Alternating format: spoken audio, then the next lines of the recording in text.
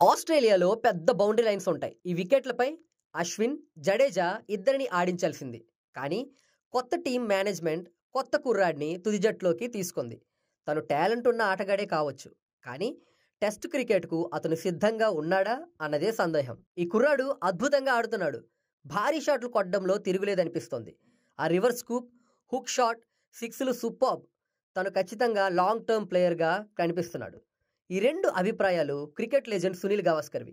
మొదటిది పెర్త్లో India Australia తొలి test సందర్భంగా అయితే, రెండోది ఆడిలైడ్లో తొలి రోజు ఆట ముగిసిన తరువాత. ఈ రెండు సందర్భాల్లోనూ సన్నీ ప్రస్తావించిన కుర్రాడు మరెవరో కాదు, మన తెలుగోడు నితీష్ కుమార్ రెడ్డి. అనూహ్యంగా ఇండియా టెస్ట్ టీంలోకి వచ్చి అత్యంత కష్టమైన ఆస్ట్రేలియా గడ్డపై అరంగేట్రం చేసిన 21 ఏళ్ల నితీష్ ఈ అవకాశాన్ని సద్వినియోగం చేసుకున్నాడు. 2 టెస్టుల్లోనే తన టాలెంట్ను నిరూపించుకున్నాడు. అద్భుతమైన టైమింగ్, టెక్నిక్, నిర్భయమైన ఆటతో ఆసీస్ మేటి పేసర్లను అలవోకగా ఎదుర్కొంటున్నాడు. జట్టులో తన ఎంపికను ప్రశ్నించిన గవాస్కర్తోనే పొగడ్తలు అందుకున్న నితీష్ రెడ్డి టీమిండియా నయా హీరోగా మారాడు. బోర్డర్ గవాస్కర్ ట్రోఫీలో తొలి 2 టెస్టుల తర్వాత 1-1తో సమంగా నిలిచిన టీమిండియాకు లభించిన ఏకైక సానుకూల అంశం నితీష్ కుమార్ రెడ్డి అనొచ్చు. ఈ 2 టెస్టుల్లో టీమిండియా 4 సార్లు బ్యాటింగ్ చేస్తే 3 ఇన్నింగ్స్లో తనే టాప్ స్కోరర్గా నిలిచాడు. పెర్త్ తొలి ఇన్నింగ్స్లో, ఆడిలైడ్లో రెండో ఇన్నింగ్స్లో మిగతా బ్యాటర్లు, స్టార్ ప్లేయర్లు తడబడిన నితీష్ మాత్రం డేరింగ్ అండ్ డాషింగ్ బ్యాటింగ్తో ఆకట్టుకున్నాడు. ఆడిలైడ్ తొలి ఇన్నింగ్స్లో ఆస్ట్రేలియా బ్యాటర్ ట్రావిస్ హెడ్ బంతిని బలంగా కొట్టడం చూసి ఆ టీం మాజీ కెప్టెన్ రికీ పాంటింగ్ విస్మయం వ్యక్తం చేశాడు. ఈ సిరీస్లో దూకుడైన షాట్లు, బౌండరీ కొట్టే ప్రయత్నాలతో అత్యధిక రన్స్ చేసిన జాబితాలో హెడ్ అగ్రస్థానంలో ఉన్నాడు. ఈ విధంగా అతను 54 బాల్స్లో 156 రన్స్ చేశాడు. బాల్ను ముందుగానే పిక్ చేసి భారీ షాట్ కొట్టడం హెడ్ స్టైల్.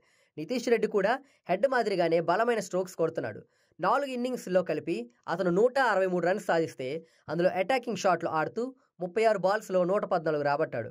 ఎలాంటి బౌలింగ్లో అయినా తను స్వేచ్ఛగా ఆడుతున్నాడు. కొట్టాల్సిన బాల్ వచ్చినప్పుడు లాగిపెట్టి కొట్టేస్తున్నాడు. అదే టైంలో టెక్నిక్, టైమింగ్లో ఎలాంటి తేడా రానివ్వకుండా స్టార్ ప్లేయర్లను తలపిస్తున్నాడు. పెర్త్ తొలి ఇన్నింగ్స్లో వరుసగా వికెట్లు పడుతున్న సమయంలో ఎదురుదాడికి దిగి లైన్ బౌలింగ్లో 8 బాల్స్ తేడాలో down the ground, cover drive, reverse sweep షాట్లలో 3 4లు కొట్టి బౌలర్ ఆత్మరక్షణలో పడేలా చేశాడు. ఇక పింక్ బాల్ సవాల్లో ఆసీస్ ప్లేయర్లు Mitchell Starc, Pat Cummins, Scott Boland ముందు తోటి ఆటగాళ్లు తేలిపోతే నితీష్ మాత్రం ఎదురు నిలిచాడు. తొలి ఇన్నింగ్స్లో స్టార్క్ ఆఫ్ స్టంప్ పై వేసిన ఫుల్ లెంగ్త్ బాల్ను ఎక్స్ట్రా కవర్ మీదుగా 6 కొట్టి ఔరా అనిపించిన రెడ్డి బాల్ అండ్ బౌలింగ్లో స్టాండ్స్ను మార్చుకొని రివర్స్ స్కూప్ షాట్తో బౌల్ను కార్డన్ మీదకు స్టాండ్గా పంపిన తీరు అంతా విస్మయం వ్యక్తం చేశారు. ఈ సిరీస్లో ఇప్పటికే ఈ షాట్ హైలైట్ అనొచ్చు. రెండో ఇన్నింగ్స్లో కమిన్స్ బౌన్స్ను హుక్ షాట్తో 6గా మలిచిన నితీష్ తన వద్ద అన్ని అస్త్రాలు ఉన్నాయని చాటి చెప్పాడు. ఒక్కసారి నితీష్ షాట్లను చూస్తుంటే రిషబ్ పంత్ గుర్తొస్తున్నాడు. పంత్ మాదిరిగా నిర్భయంగా ఆడుతూ లోయర్ ఆర్డర్లో తానున్నాను జట్టులో భరోసా నింపుతున్నాడు. ఈ సిరీస్కు నితీష్ కుమార్ రెడ్డి ఎంపిక నిజంగానే ఆశ్చర్యం. Head coach Gautam Gambhir Border Gavaskar trophy కోసం నితీష్తో పాటు హర్షిత్ రాణాను పట్టుబట్టి జట్టులోకి తీసుకున్నాడు. ఈ సిరీస్కు ముందు నితీష్ ఫస్ట్ క్లాస్ అనుభవం 21 మ్యాచ్లు మాత్రమే. వీటిలో 1 సెంచరీ, 2 50లు మాత్రమే ఉన్నాయి. ఆల్రౌండర్గా లోయర్ ఆర్డర్ బ్యాటింగ్ రావడంతో ఎక్కువ రన్స్ చేయలేదు. కానీ ఏజ్ గ్రూప్ క్రికెట్లో ఆంధ్ర టీం తరపున టన్నుల కొద్ది పరుగులు సాధించాడు. అలవోకగా డబుల్, ట్రిపుల్ సెంచరీలు కొట్టాడు. తన టాలెంట్ గుర్తించిన కోచ్ గంభీర్ బంగ్లాపై T20 ఛాన్స్ ఇవ్వడంతో పాటు బోర్డర్ గవాస్కర్ ట్రోఫీకి ముందు ఇండియా ఏ తరపున నితీష్ను ముందుగానే ఆసీస్ పంపించాడు.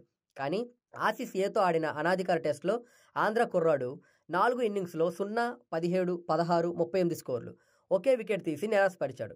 అయినా గంభీర్ అతనిపై నమ్మకం ఉంచి 2 టెస్టుల్లో తుది జట్టులో ఆడించాడు. గురువు నమ్మకాన్ని నిలబెట్టిన నితీష్ పెర్త్లో 8వ నెంబర్లో, ఆడిలైడ్లో 7వ నెంబర్లో బ్యాటింగ్కు వచ్చి 41, 38 నాటౌట్, 42, 42 స్కోర్లతో పాటు 2 మ్యాచ్ల్లో ఒక్కో వికెట్తో సత్తా చాటాడు. 5వ బౌలర్ కావడంతో అతను కొన్ని ఓవర్లు మాత్రమే బౌలింగ్ చేశాడు. బూమ్రాపై వర్క్లోడ్ పెరుగుతున్న నేపథ్యంలో మిగతా టెస్టులో ఎక్కువ ఓవర్లు వేయిస్తే బౌలర్గాను నితీష్ నిరూపించుకుంటాడు. ఎందుకంటే హార్దిక్ పాండ్యా మాదిరిగా తను నిఖాస్ అయిన ఆల్రౌండర్.